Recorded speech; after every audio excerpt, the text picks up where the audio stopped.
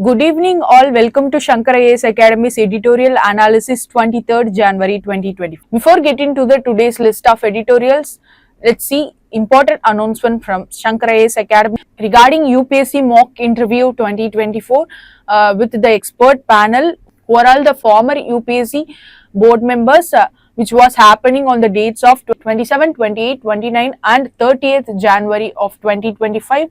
The mock interviews mode is offline, which was conducted in the venue of Shankar IAS Academy's main building, which was located in Shanti Colony, Anna Nagar, Chennai. If you want to be the part of this mock interview, contact Shankar IAS Academy and register yourself with this mock interview. Without any delay, let's get into the today's list of editorial. This editorial speaks about China's moves towards critical minerals to their trade activity. This will affect the global countries with respect of development, infrastructure and technological aspect. In this editorial, we are going to see about what is critical minerals and its importance, significance towards it, and also the India's stance on this critical minerals at present. Look at this second editorial, which is taken from the Indian Express, which talks about reform with consent. That is, this editorial speaks about legal guaranteed MSP, which was demanded by Indian farmers towards government for their income stability. In this editorial, we are going to see about what is MSP, why MSP is important for farmers' income, and the nature of legal guaranteed MSP, how it and positive and negative, and also we will see the positive and negatives of legal guaranteed MSP in detail. Definitely this editorial session will help you in mains answer writing, so stay tuned with this channel.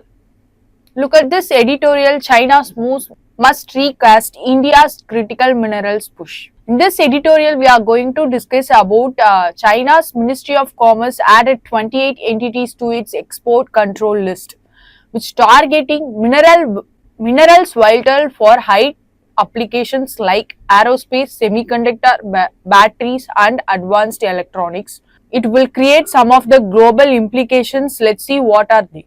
The first one is impact on Western nations. That is, Western nations and allies reliant on critical minerals face supply chain vulnerability. International concern. When it comes to international concern, critical minerals diplomacy highlights the importance of reducing dependence on Chinese exports. With this, let's see the current scenario of India towards this critical minerals. When it comes to critical minerals in India, India discovered lithium batteries, that is lithium deposit in Jammu and Kashmir, made headlines in 2023 but faced challenges due to lack of bidder interest and poor auctioning efforts. For that, government takes some of the initiatives, that is establishment of Gainij Videsh India Limited to secure overseas asset in critical minerals. Mines and Minerals Development Regulation Amendment Act 2023, which allows reclassification of rare elements in earth minerals, which also enabled exploration licenses to attract private players towards this critical minerals, which was deposited in Jammu and Kashmir. This editorial speaks about critical minerals and its importance. First, let's see what is critical minerals. Critical minerals are natural resources that are essential for the functioning of advanced technologies, industrial processes and national security, but are subject to supplying risk due to factors like geopolitical tension, limited geographical availability and reliance on few countries for extraction. Now let's see some of the important critical minerals which are all available in India. This is about the critical minerals which is spoken in this editorial. Let's see some of the list of critical minerals which are available in India. Look at this list. These are all also very important for advanced technologies, industrial processes and national security towards the mineral availability of India. Because of the China's move, some of the challenges in securing critical minerals in India, let's see one by one. The first one is limited domestic reserves. That is, India lacks significant reserves of critical minerals like lithium, cobalt, rare earth elements. For instance, while lithium deposits have been found in Jammu and Kashmir, the estimated reserves are insufficient to meet domestic demand for battery manufacturing and renewable energy needs. Geopolitical dependence, that is, critical mineral supply chains are highly concentrated in a few countries. For example, China dominates the rare earth market, controlling 85% of global processing capacities. By this, India's reliance on import from political sensitivity regions like South America, Africa exposes it to supply disruption due to geopolitical tension, trade restriction or conflicts against these nations. The third one is competition for global power. That is, India faces shift competition from countries like USA, China and European nations in acquiring overseas mineral assets, especially in China's presence in Africa and South America. Mining sectors poses a significant challenge to India's effort to secure access to critical minerals in this region. The next one is technological and infrastructure gap. India currently lacks advanced refining and processing capabilities for critical minerals. That is, even if raw minerals are acquired, the absence of domestic refining facility, that means reliance on other nations for processing, increasing cost and delay towards the technological and infrastructure gap towards developing nations like India. The next one is environmental and social concern. When it comes to environmental and social concern, the extraction of processing with critical minerals are resource intensive and environmentally damaging. In India, mining projects often face resistance due to community opposition. That is, mining can lead to displacement and loss of livelihood for local populations. It also creates environmental risk, that is, issue such as groundwater contamination and deforestation added to the challenges towards critical minerals resource towards India. The next one is inadequate recycling ecosystem, which will be the big impact. While recycling a vital option to reduce dependency on mining, India's critical minerals recycling industry is still nascent. For example, lithium-ion battery recycling infrastructure remains underdeveloped, resulting in resource insufficiency, which was faced by India as of now. To overcome these challenges, India should follow some of the recommendations. Let's see one by one.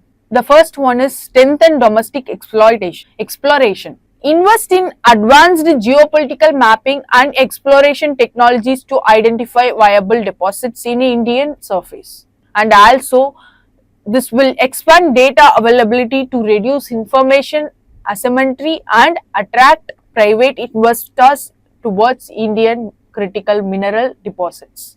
The second one is encourage private sector participation in mining activities.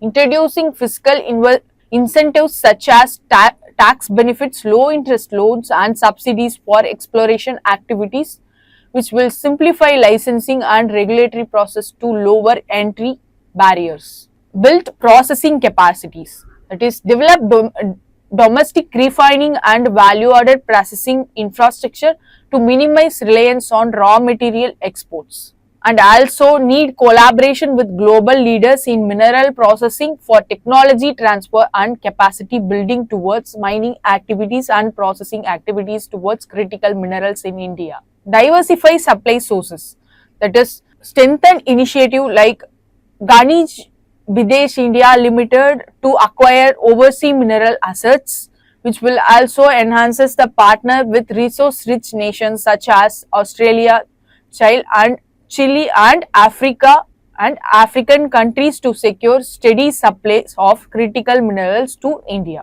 These are all the way forward measures to overcome the shortage of critical minerals in India. With this all, I hope you are all clear about critical minerals, and China's move towards critical minerals will affect India's interest on critical minerals, which will directly impact the technological and infrastructural processing initiatives of India. So this topic is very important from mains point of view. You may get questions from this mineral or else strategic importance of critical minerals towards India. It may be the possibility. So take a note on this editorial. With this all information, try to write a mains question. Look at this question. Discuss the importance of critical minerals for India's economic growth and national security. Try to write this question and post it in the comment. We will evaluate the question and give suggestions towards that. Let's move on to next editorial. Look at this editorial which discusses about farmers' protest led by the Samyukta Kisan Morcha, which demanding a legal guarantee for minimum support price and other reforms regarding agricultural activities happened in India. It also highlights concerns of political exploitation of farmers and the challenge of balancing farmer welfare with broader economic policies. And also this editorial emphasizes the need for exclusive reforms addressing farmers' grievances with proper consultation. In this editorial, we are going to see about MSP and the relevance in agricultural sector in India. First, let's see what is MSP. We all know the term MSP, that is minimum support price in agricultural sector. That is nothing but minimum price set by the government for certain agricultural products at which the product would directly be brought from the farmers if the open market prices are less than the cost incurred. This is what the minimum support price is for the farmers' security towards their crops, irrespective of markets price fluctuation. As of now, farmers across the India who are protesting for their agricultural welfare measures which was brought from government, for that they are presented 13-point charter to the government for their better understanding. Let's see what are the 13-point charter. In this 13-point charter, farmers are addressing their wholehearted problems which are related to crops which was sown to harvesting. They are facing many problems associated with political, social and economical issues which are associated with agricultural activities which affects the food security of India. So, and also the farmers' income which create the marginalized communities towards economical stability. To overcome this, farmers submitted 13 points charter. Let's see one by one. The first one is legal guarantee of MSP, that is ensuring all farmers receiving minimum support price for their produce. The second one is loan waiver, elevating farmers' debt burden through one-time waivers which was recalled by the government. Then pension scheme, they are advocating for implementing a universal pension for farmers above 60 years who are all not active in agricultural activities as of now. That pension scheme will secure their health expenses and also the family expenses during their old age time. Fourth one is crop insurance. Crop insurances. This insurance is making scheme more accessible and farmer friendly towards the subsidies of fertilizers, seeds, etc. Fifth one is input subsidies. Providing subsidies for seed, fertilizer and pesticides will drop down their cost of producing crops. Sixth one is irrigation facility. By expanding and improving irrigation infrastructure in India, that will help farmers to access the irrigation facilities to their crop growth. Seventh one is land reforms. By this, ensuring land ownership rights and preventing land acquisition without consent of their landlords. The next one is market reform. Strengthening agricultural markets and infrastructure will create the agri-processing units for the sustainable growth in agricultural sectors. The next one is Price Stabilization Fund, which was established to fund buffer against price volatility in agricultural sectors which was faced by the Indian farmers. Agri-infrastructure development, which is very essential, it was the investing in storage, transportation and processing facility to secure the perishable or non-perishable goods for future use without any wastage. improving research and development, which will enhancing investments in agricultural researches, which will also attract the foreign investments towards agricultural sector in India. It will develop our agricultural development to the next level. Education and awareness. Conducting training sessions for farmers in modern practices and technologies with the use of digital platform which is available and accessible from the government side. For example, Kisan app, which is a highly digital platform which will helpful for agriculture towards the weather forecasting, soil health card, etc. The last one is environmental sustainability.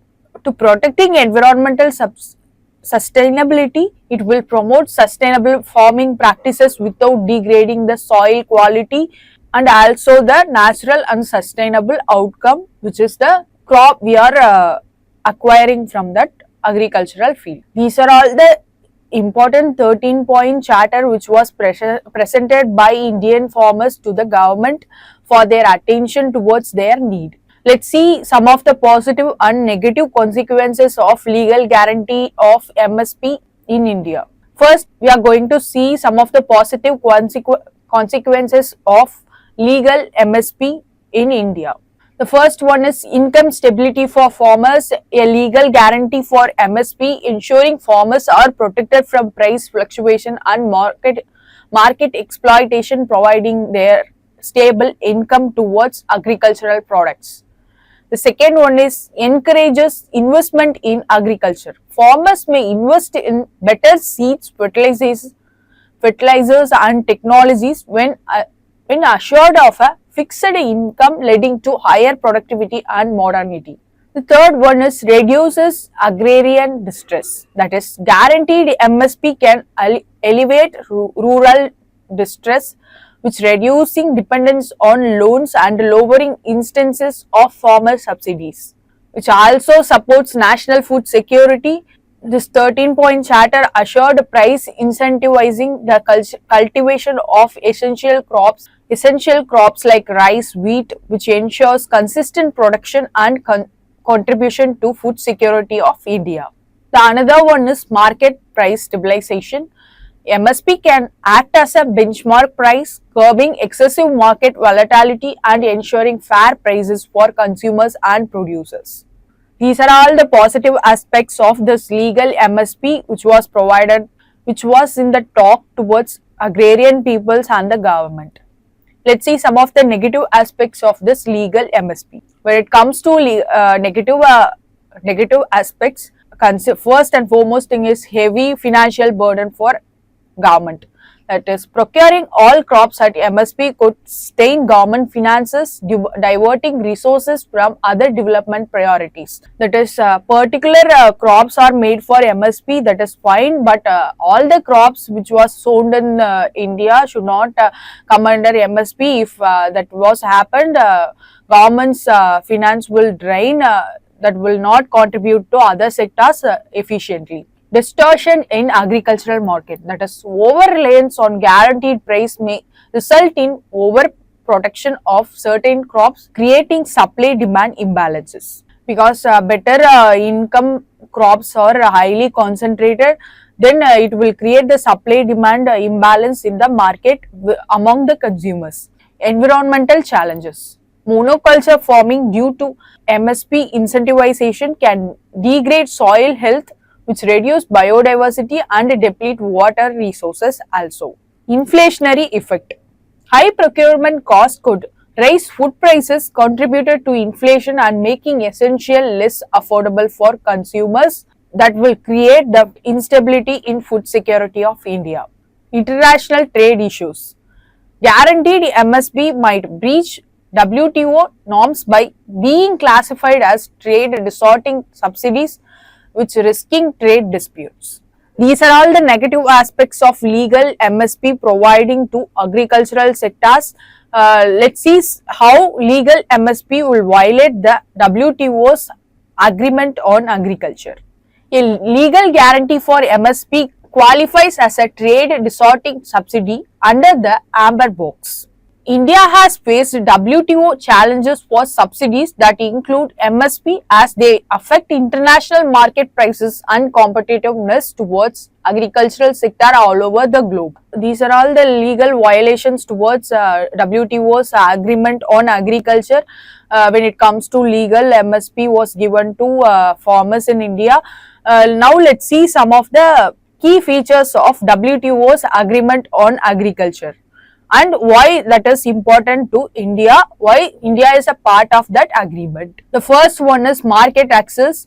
Nations replaced non-tariff barriers like quotas with tariff and committed to reducing them to promote fair trade in agriculture. And domestic support. Subsidies are categorized into amber, blue and green boxes based on their trade distorting potential with commitment to reduce the most distortive types. And also amber box are subsidized that directly influence production and pricing such as MSP, and they are also subject to reduction if they exceed the permissible limit, that is 10% of agricultural output for developing nations.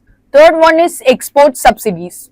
Countries agreed to phase out or reduce subsidies that artificially make agricultural export competitive in global market. From this all complications, we can conclude this as legal MSP will create some of the serious chaos in global agricultural sector. So let's see some of the alternative measures towards legal MSP which are recommended by the government.